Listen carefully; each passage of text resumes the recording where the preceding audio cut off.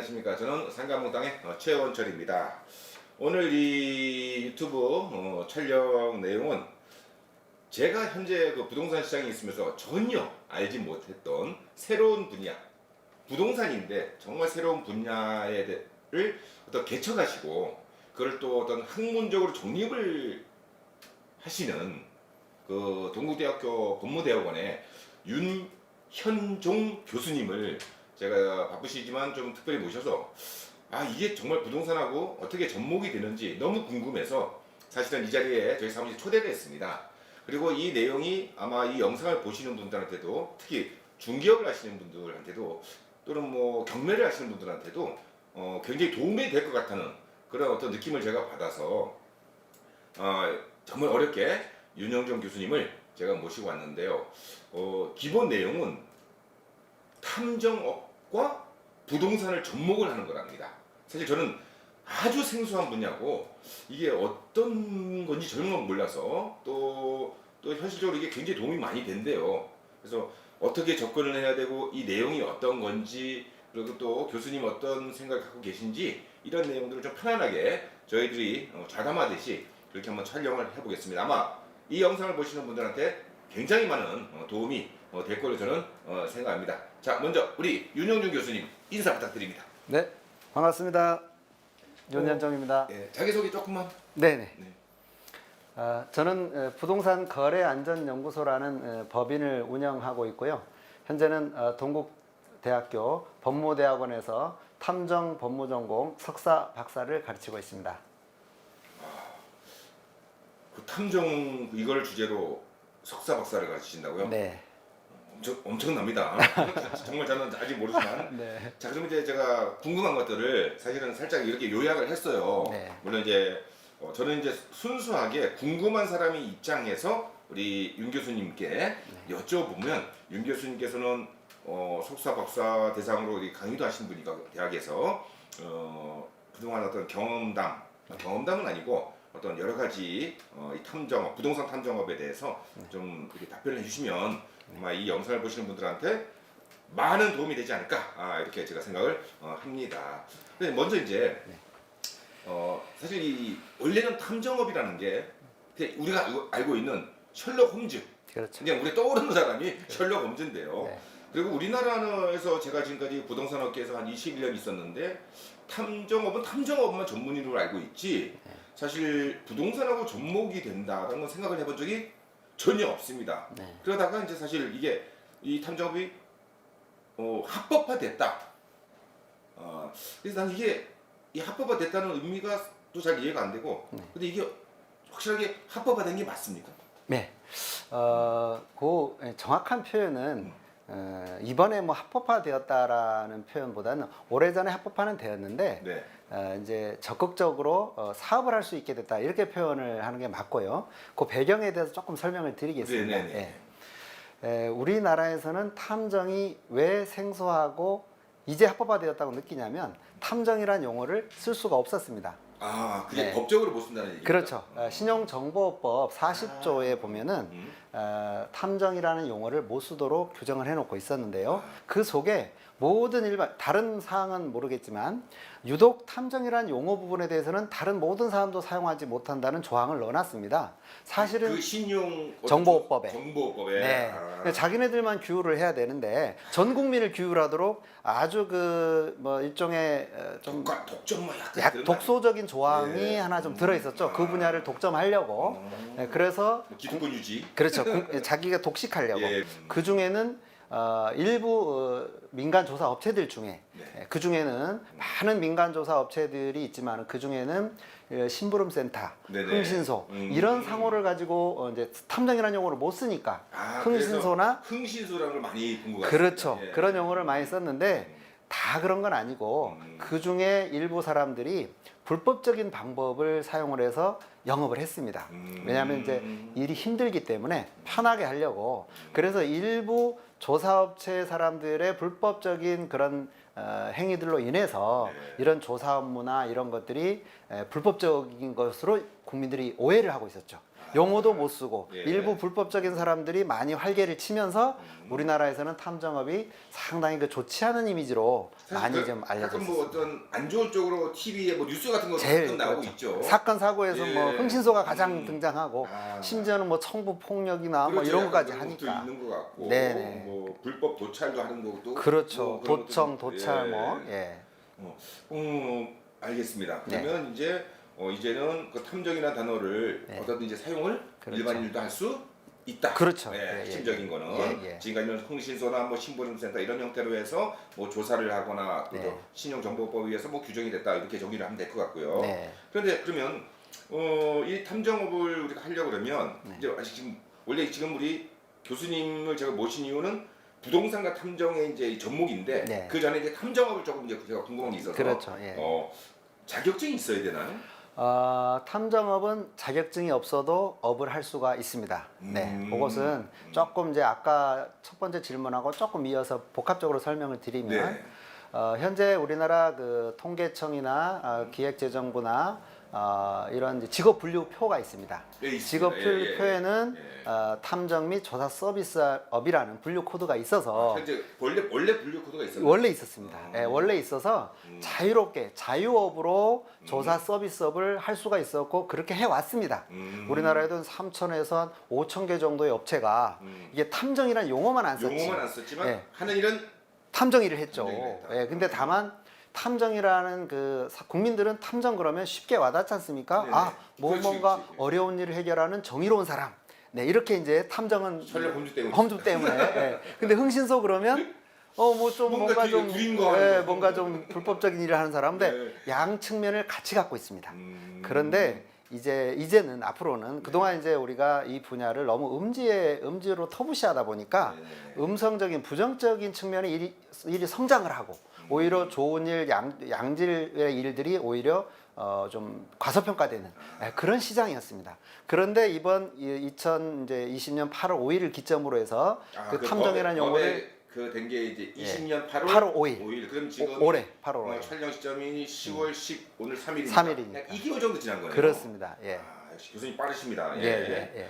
그렇게 해서 이제 그 탐정이라는 그 직업이 합법적인 영역으로 오래전서부터 있었고 그 일들은 이제 경찰 출신이나 경찰, 검찰, 군수사관, 국정원 일부 사람들이 정상적으로 합법적으로 제대로 일하는 사람도 상당히 있었고 그 다음에 극히 일부의 사람들이 불법적인 방법으로 해서 그게 사건화되었지. 네. 실제로는 아름아름으로 해서 정상적인 조사 서비스업을 하는 국내 업체들도 3,000에서 5,000개가 있었고 많이 있네요. 외국계 업체들, 외국계 탐정 회사들도 상당히 많이 활동을 하고 있습니다.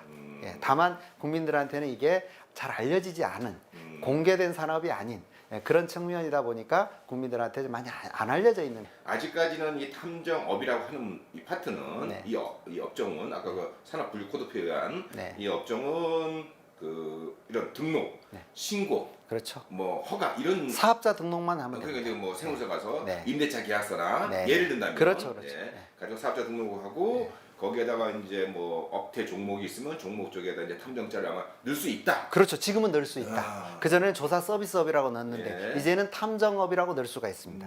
자, 그런데 그 자격증 부분에서 제가 좀 정확한 표현을 다시 한번 드리자면 네네. 이렇게 행정적으로는 자격증이 필요 없지만 네네. 사실적으로는 필요하다 이렇게 표현하는 게 맞습니다. 예, 왜 어떤 그러냐면 사업자 등록을 하는 것은 누구나 다 구청에 가서 간단한 양식에서 할 수 있지만 네, 그렇죠. 다만 탐정이라는 실제 업무를 하려면 탐정 기법을 사실은 경찰이나 이런 곳에서 미리 터득을 한 사람들은 어떻게 보면은 그 특별한 기법을 배우지 않아도 되지만 네네. 일반인들 이런 그 수사 계통이나 이런 쪽에서 경험이 없는 분들은 네. 그런 그 수사 경험이 있는 사람들의 수사 기법 중에서 또 이제 수사 기법이 그대로 쓰여지진 않고 이제 수사는 공권력의 행위지만 네. 탐정은 공권력이 아닌 민간의 어떤 그런 그 조사 능력이기 때문에 다만 그렇지만은 그런 기법들은 기존의 그 수사 기법들이 응용이 되어서 민간에서 별도로 개발한 기법이 있습니다. 그러니까 그 기법이 있어서 어떻게 그 기법들을 이제 민간 자격증을 발급하는 그런 교육기관에서 그 기법을 가르쳐 주는 겁니다. 자, 그러면 네. 자유업이기 때문에 네. 사업자 등록장 바로 발급받고 탐정이라는 것을 종목에다가 우리가 사업자 등록증 신고할 때 보면 업태 종목이 있는데 얼마든지 지지할 수 있지만 네. 실질적으로 내가 그런 탐정업을 하려고 그러면 네. 사업자 등 내는 건 문제가 안 되지만 네. 본인은 그렇게 할 수 있는 조사 기법도 모르고 그렇죠. 모르고 또 그리고 일반인들이 내가 탐정 이런 일을 한다 그래도 일반인들이 왔을 때 네. 아직까지는 국가기관의 어떤 자격증은 없지만 네. 그래도 민간 자격 기본법인가 뭐 그런 법이 있는 걸로 제가 그렇죠. 그렇죠. 네, 네, 네. 그걸 통해서 네. 어떠한 교육기관에서 일정 교육을 받고 네. 그거를 그 수료증 같은 거든지 자격증을 민간 자격증을 네, 네, 네. 취득해서 걸고 업을 해야 네. 그래도 일반인들이 신뢰도라든지 네네. 그래서 음. 보통 다른 업의 경우에는 민간 자격증이라도 어떤 약간의 형식적으로 관련 법에 의해서 네. 어떤 민간 자격증이라도 가지고 하도록 또 유도하는 그런 조금도 있는데 네. 아직 탐정 쪽에서는 민간 자격증조차도 의무사항은 아닙니다. 다만 이제 외부적으로 어떤 고객들한테 내가 이런 능력을 갖추었다라는 것을 보여주기 위해서 이런 교육을 받았다라는 것을 보여주기 위한 그런 어떤 측면이 있고요. 네. 그 다음에 실질적으로 일반인들이 탐정업을 할 때 좀 조심해야 될 점들이 뭐가 있냐면 탐정업은 사실상 그 사생활과 관련된 업무를 많이 하게 돼 있습니다. 그렇죠. 네, 그러다 보니까 이 불법적인 영역과 합법적인 영역을 잘 구분하지 않으면 그 선 잘 지켜야겠네요. 이제 그런 것들을 교육을 받아야 됩니다. 예, 교육받지 않고 그냥 막 자유업이라고 해서 막 등록해서 모든 조사 행위를 하다가 그게 만약에 개인정보보호법이나 통신비밀보호법이나 여러 가지 어떤 그 법률적인 사생활 침해 부분에 사생활 침해가 가장 심각할 그렇죠. 텐데요. 그 부분 경계선을 정확하게 알지 않으면 자칫하다 보면은 자기도 모르게 불법적인 방법이나 불법적인 영역까지 조사를 할 수가 있습니다. 그래서 그런 경계선들을 어떻게 보면 배움을 이런 교육 과정을 통해서 아니면 자격증 과정을 통해서 배워야 된다라는 그런 측면이 또 같이 있습니다. 알겠습니다. 네. 네, 그 부분 또 마지막에 또 한번 정리를 하고요. 네. 그러면 이제 외국에 대한 내용들은 이제 사실은 우리나라는 아직까지 이게 네. 흥신소나 이런 신용조사 상태로 아까 3,000개에서 5,000개 있다고 말씀하셨는데 네. 외국 같은 경우에는 외국에 대해서도 좀 알고 계시죠? 그렇죠. 예, 연구 예. 많이 하셨으니까 예, 예. 그 내용하고 그랬을 때 우리나라 외국의 네. 어떤 탐정 시장을 좀 말씀해 주시고 과연 우리나라는 전망이 어떤지 네, 이 부분에 대해서 간략하게 좀 부탁드리겠습니다. 네. OECD 37개국 중에 네. 이제 선진국이라고 보시면 됩니다. 그렇죠. 예.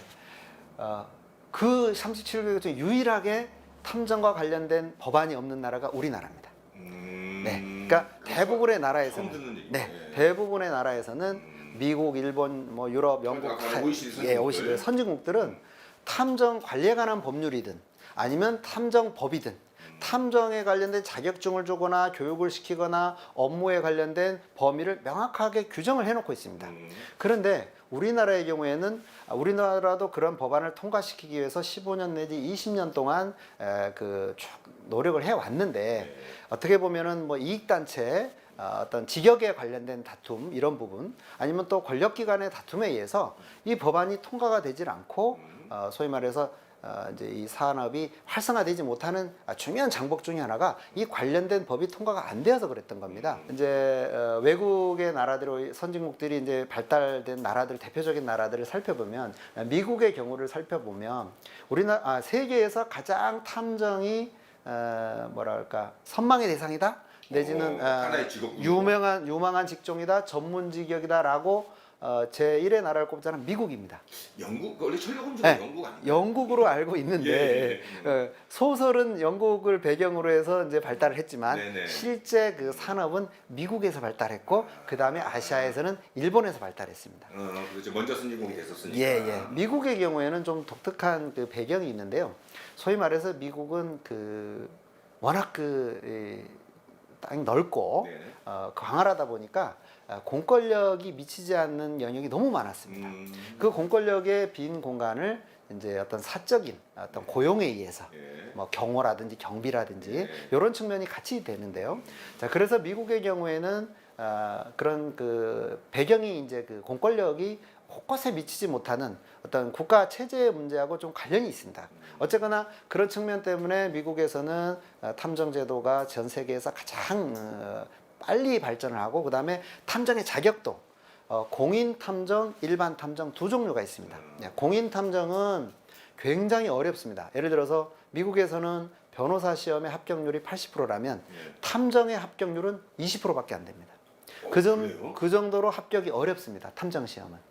그래서 전직 경찰, 그 다음에 FBI, CIA 출신들 정도가 되어야, 오랜 수사 경력이 있어야 그 시험에 합격할 수 있는. 그래서 탐정 시험을 수십 년을 준비하는 사람도 있는 겁니다. 그래서 대신 그 시험에 통과가 되게 되면은 일정 그 일반 탐정을 고용을 해서 이제 그 사업을 할 수 있는 그런 자격이 주어지고, 일반 탐정, 그러니까 공인 탐정, 일반 탐정들은 공인 탐정 밑에서 일정 기간을 좀 그 수습 기간 이제 수업을 쌓아야 시험을 볼 수 있는 자격이 주어지고. 교수님 말씀 들은 어떻든 간에 OECD 37개국에서 이 탐정에 대해서 제대로 제도 안 되는 나라는 우리나라밖에 없다. 그렇죠. 이미 뭐 영국도 그렇고 활성화시키는 미국인데, 미국 같은 경우에는 일반 탐정과 공인 탐정이 있고, 그리고 그걸 취득하는 거가 굉장히 어렵다. 그만큼 이제 이 산업, 탐정 산업이 많이 발전됐다. 뭐 제가 이렇게 정리를 조금 하나 일본의 예를 조금 들을 필요가 일본이 있습니다. 더 궁금해요. 자, 일본의 경우는 미국과 좀 다릅니다. 우리가 이제 일본형과 비슷하게 우리가 갈 수밖에 없습니다. 지금까지 과거에는 그래왔죠. 자, 앞으로 우리가 선도해야죠. 그렇죠. 일본 같은 경우는 미국하고는 좀 다르게 일본 같은 경우에 자유업이었습니다. 거기도 맨 처음에. 맨 처음에 자유업이었습니다. 그래서 자기가 어떤 좀 적극적으로 능동적인 사람들은, 그리고 그 추리나 이런 조사 쪽에 감이 있는 사람들은 그냥 우리나라처럼, 우리나라 초기도 지금 그런 상태거든요. 자유업으로 등록을 해서 이렇게 사업을 많이 이제 활발하게 펼쳤었는데, 그러다 보니까 그 부정적인 측면이 나타나기 시작했죠. 불법적인 방법을 쓰는 사람, 질이 좋지 않는 사람, 이런 사람들이 시장에 들어와 시장이 혼탁해졌습니다. 그래서 일본 같은 경우에는 탐정 관리에 관한 법률이 만들어졌습니다. 관리에 관한 법률을 만들어서 이제 민간 조사 관리에 관한 법률 형식인데요.